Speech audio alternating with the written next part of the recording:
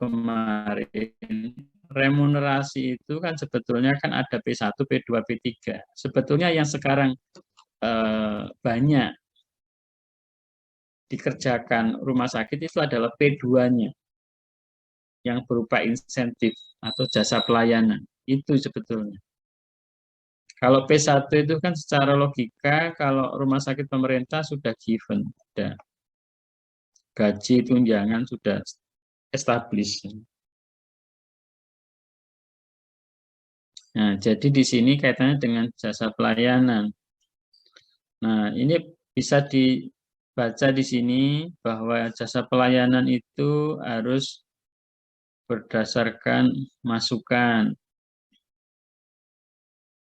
kemudian keberlangsungan pelayanan. Artinya apa? Jangan sampai jasa pelayanan yang diberikan itu terlalu tinggi, sementara biaya untuk operasionalnya nggak cukup. Itu nggak boleh. Dan itu sudah aturan, ya, Permenkes yang bilang itu. Tapi faktanya yang saya temukan, masih lumayan rumah sakit itu cukup banyak yang rumah sakit pemerintah. Jasanya pelayanan diberikan relatif lebih tinggi, tapi biaya operasionalnya nggak nutut. Buktinya apa? Pembayaran obat tidak dapat dilakukan, artinya ngutang.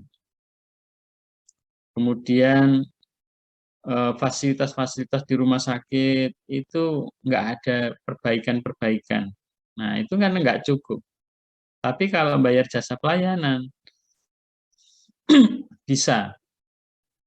Nah, kenapa sih itu? Memang itu kompleks persoalannya. Kalau nggak segera dibayar, pegawai rumah sakit demo, protes. Yang beberapa tahun-tahun yang lalu banyak kita dengar di berita itu kan mogok dokter dan pegawai rumah sakit X mogok itu banyak terjadi beberapa waktu yang lalu. Pemicunya adalah jasa pelayanan ini. Nah, itu nggak boleh itu terjadi, itu nggak boleh. Inilah kesalah kaprah yang ada di rumah sakit selama ini.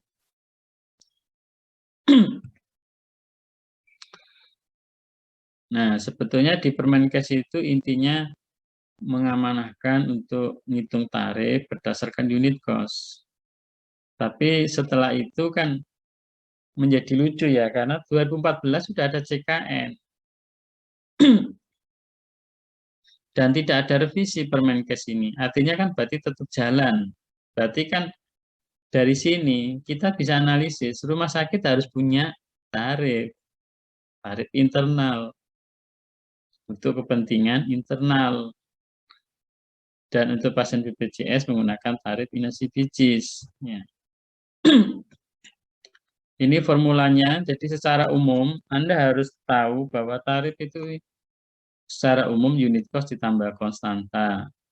Kalau di Permenkes tadi itu kan jasa sarana ya, atau unit cost ditambah jasa pelayanan. Atau jasa sarana itu bisa jadi unit cost ditambah dengan konstanta berupa profit begitu, ya bisa saja. Tapi biasanya rumah sakit pemerintah kalau pakai profit ya terus akan tinggi, terlalu tinggi tarifnya, karena jasa pelayanannya aja sudah nyedot biaya yang besar. Karena kebanyakan rumah sakit itu cenderung berlomba-lomba, jasa pelayanannya itu kan persentasenya lebih tinggi, dinaikkan. Gitu. Protes dari pegawai seperti itu, tapi mereka yang ironis nggak melihat kondisi rumah sakitnya. Kemudian untuk rumah sakit swasta, dari pengalaman saya berdiskusi, mendampingi, banyak variasi. Tapi yang saya rekomendasikan selama ini adalah yang ini. Unit cost ditambah dengan konstanta. Konstanta itu nama lainnya ya profit. Jadi profit inilah yang harusnya dibagi untuk rumah sakit berapa, untuk jasa dokter spesialis berapa. Nah, kenyataan di lapangan banyak terjadi itu modelnya itu bagi-bagi. Misalnya rumah sakit swasta X, tarif operasi sesar misalnya 5 juta. Itu nanti gini dokter spesialisnya. Saya minta sekian persen, saya minta 70% misalnya. Berarti ya 30% untuk rumah sakit ya, saya minta 70%. Nah, itu yang terjadi selama ini banyak seperti itu. Sehingga ya ini sulit. Yang menjadi pertanyaan dengan 30% itu rumah sakit cukup nggak untuk operasionalnya? Apakah sebanding dengan unit cost-nya? Sehingga pada saat pelatihan-pelatihan yang saya adakan, yang rumah sakit swasta ini mereka merasa terbuka dengan formula ini. Karena saya sampaikan ke mereka bahwa ya kalau ingin aman ya formula ini. Nah, kalau pakai formula selama ini itu bahaya dan harusnya disimulasi dengan angka, tidak hanya oke dokternya sekian persen, rumah sakit sekian persen, tidak hanya begitu, harus ada hitung-hitungannya. Memastikan bahwa biaya untuk rumah sakit cukup. Nah, kan ironis kalau rumah sakit yang dia dapat jatahnya itu nggak cukup untuk biaya operasional.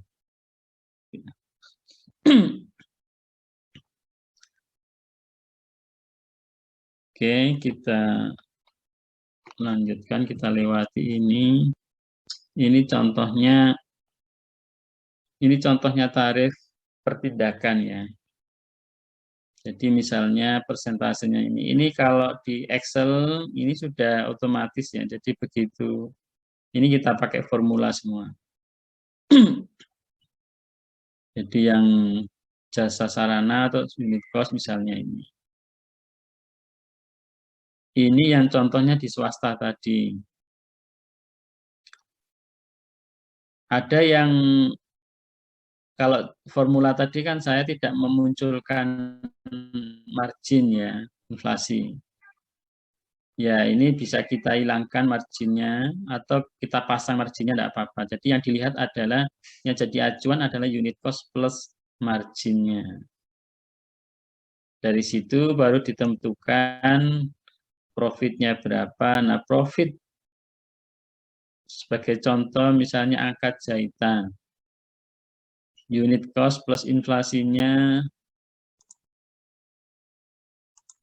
unit cost plus inflasinya kan 52.000 ini. Keuntungannya ngambil 40%. Berarti kan 20. Nah, 20 ini kan dibagi untuk rumah sakit berapa, untuk dokter spesialisnya berapa.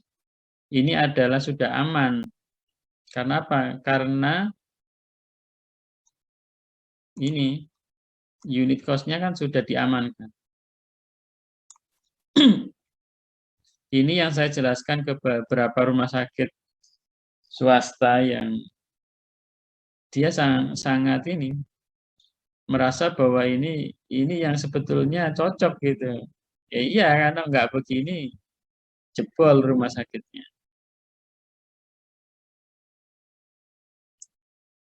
Oke.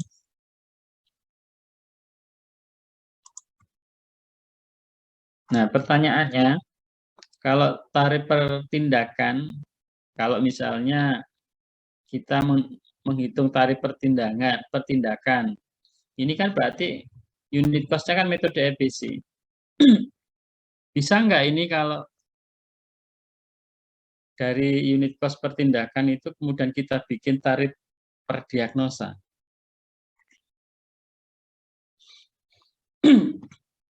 Bisa nggak?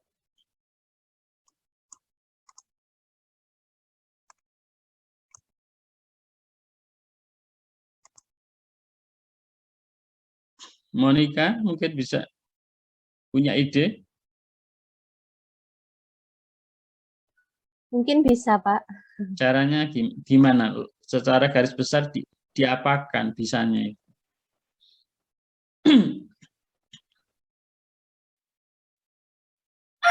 Mungkin dibagi, Pak, dibagi. Dibagi. Oke. Ataukah yang lain ada yang punya pendapat?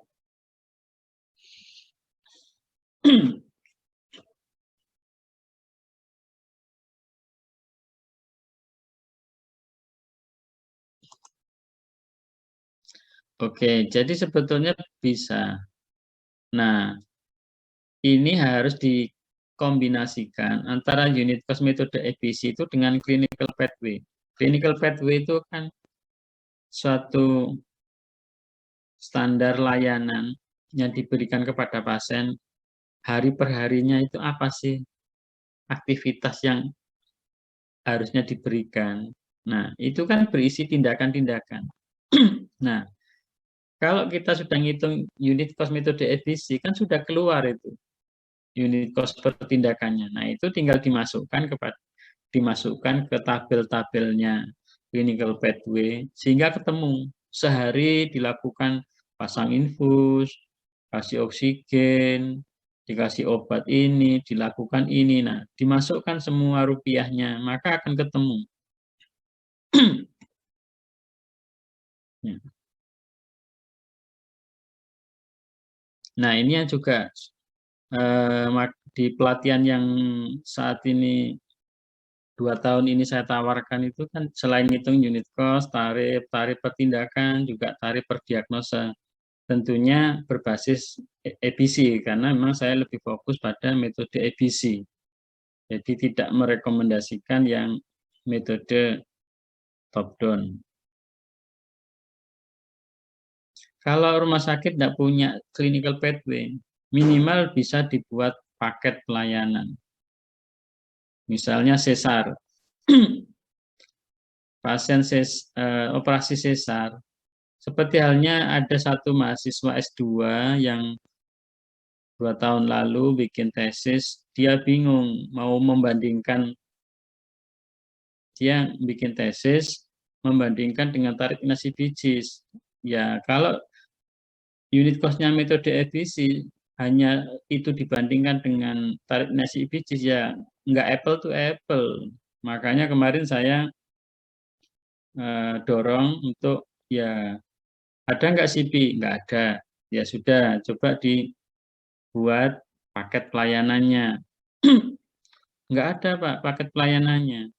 Ya, Anda bisa lihat di rekam medik atau billingnya selama ini pasien operasi sesar itu apa saja yang dilakukan. Itu coba di list. Karena ini tesis ilmiah, minimal 30 sampelnya pasien yang di list tadi paketnya ini. Nah, jadilah ketemulah paket. Nah, kemudian diisilah angka itu dengan unit cost plus konstanta. Maka jadilah tarif paket SC berdasarkan unit cost metode EBC. Itu yang pernah tesis yang pernah dilakukan oleh seorang mahasiswa S2 yang pernah minta bantuan saya untuk dibimbing. Sebelumnya juga ada mahasiswa S3 dari FKM UI Jakarta. Dia kebetulan kerjanya di Kemenkes. Dia mencari tenaga ahli yang di bidang EBC. Kebetulan ketemu saya dan dia penelitiannya di Jogja. Jadi saya mendampingi kurang lebih sebulan itu di Jogja. Jadi dia sudah meneliti clinical pathway-nya, sudah ketemu, dia sudah punya clinical pathway-nya. Nah, kemudian dia menghitung unit cost-nya, lalu dimasukkanlah unit cost itu ke clinical pathway. Jadi dia memang nol, dia ngertinya hanya unit cost. Kemudian saya membantu untuk unit cost-nya dan membuat cost of treatment-nya. Cost of treatment itu kos yang berdasarkan perdiagnosa, yang kemudian bisa kita tambahi konstanta, bisa menjadi tarif perdiagnosa. Itu tuh. Jadi bisa ya. Tarif inasi bijis, apa itu tarif inasi bijis? Nah, ini wajib Anda baca saja, karena ini kan sudah given ini ya. Anda baca apa itu tarif inasi bijis.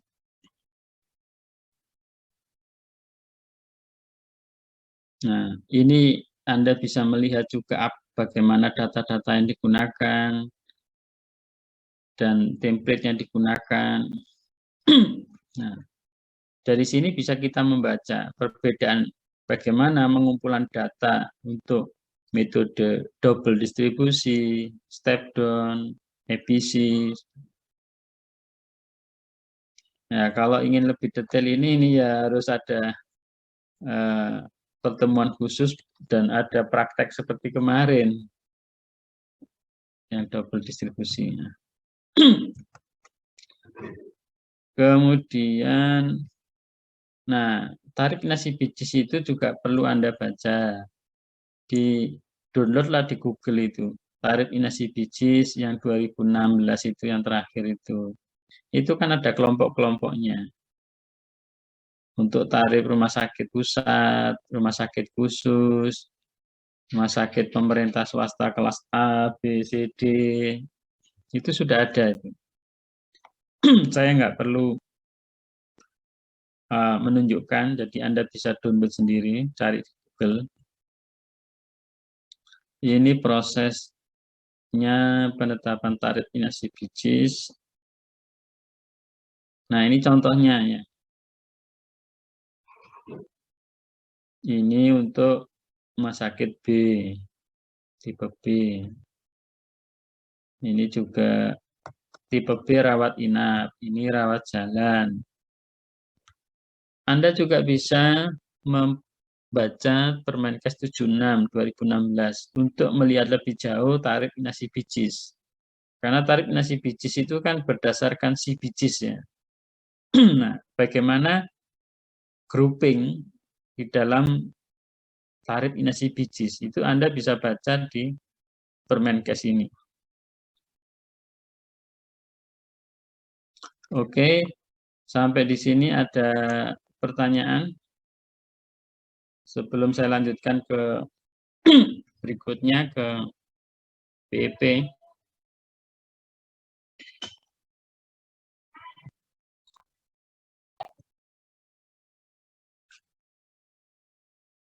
Tidak ada ya? Baik, kalau nggak ada, untuk menyingkat waktu, saya lanjutkan saja ke ya.